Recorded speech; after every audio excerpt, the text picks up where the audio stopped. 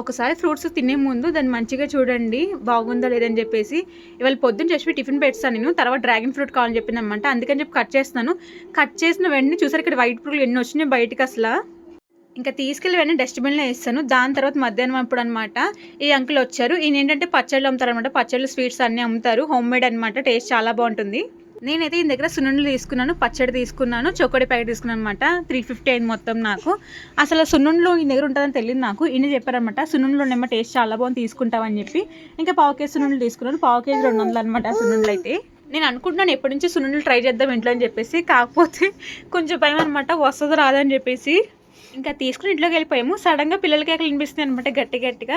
ఏంటబ్బా అని బయటకు వచ్చి చూస్తే ఇక్కడ వంట కనిపించింది అనమాట. జస్ట్ చూపిద్దాన్ని తీసుకొచ్చే లోపు అయితే వంట అయితే వెళ్ళిపోయింది. సున్నుండ అయితే నిజంగా టేస్ట్ చాలా బాగుందన్నమాట అంకుల్ చెప్పినట్టే.